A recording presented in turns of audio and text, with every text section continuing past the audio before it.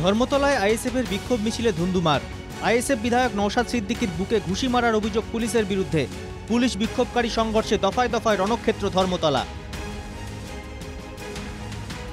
বুধবার ধর্মতলায় ওয়াকফ সংশোধনী আইন ও এসআইআর-এর বিরুদ্ধে বিক্ষোভ মিছিলের ডাক দিয়েছিল আইএসএফ সহ বেশ কিছু সংগঠন। আগে থেকেই প্রস্তুত ছিল পুলিশও। আইএসএফ বিধায়ক নওশাদ সিদ্দিকী কয়েকশো কর্মী সমর্থক নিয়ে ধর্মতলায় আসতেই পুলিশ অবরোধ তুলে নিতে আর্জি জানায়, যদিও বিক্ষোভকারীরা তাতে রাজি হননি। আমার যে দুর্দশা, আমি একটু কাঁদবো ধন্যায় বসে, সেই কাঁদার মতো জায়গাটাও আজকে পুলিশ প্রশাসন দিচ্ছে না। আমি পুলিশের কর্তাকে বললাম যে আপনি অনৈতিক কাজ করছেন। এরপরই আইএসএফ সমর্থকদের সঙ্গে পুলিশের তুমুল বচসা শুরু হয়ে যায়। কিছুক্ষণ পরই বচসা গড়ায় ধস্তাধস্তিতে। পুলিশের সঙ্গে বচসা হয় নওশাদেরও।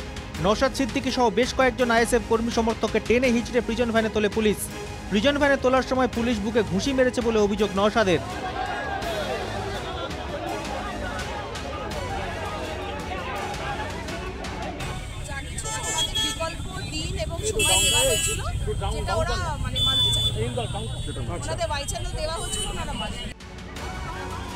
প্রথমে নওশাদকে নিয়ে যাওয়া হয় জোড়াসাঁকো থানায়। সেখানে অসুস্থ বোধ করায় তাকে নিয়ে আসা হয় কলকাতা মেডিকেল কলেজে। এরপর গ্রেফতার করা হয় নওশাদকে। সমাজ মাধ্যমে নওশাদের গ্রেফতারির নিন্দা জানিয়েছেন সিপিএম সাংসদ বিকাশ ভট্টাচার্য। তিনি লিখেছেন, শান্তিপূর্ণ জমায়েত করতে দেওয়া হবে না। এটা কি পুলিশ রাষ্ট্রে পরিণত হচ্ছে?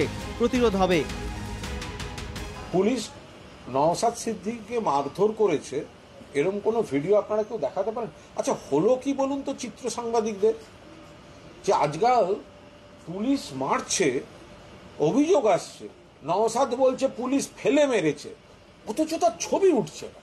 বিরাট রহস্য। ওয়াকফ কিংবা এসআইআর দুটো ইস্যুতেই শাসক দলের সঙ্গে আইএসএফের ঘোষিত অবস্থানের সেভাবে কোনো ফারাক নেই। তারপরও প্রতিবাদ করতে গিয়ে কেন গ্রেফতার হতে হলো আইএসএফ বিধায়ক নওশাদ সিদ্দিকীকে?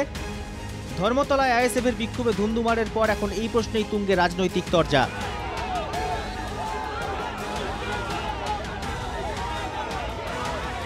ধর্মতলা থেকে সঞ্জনা লাহিড়ী রিপোর্ট, এনকেটিভি বাংলা।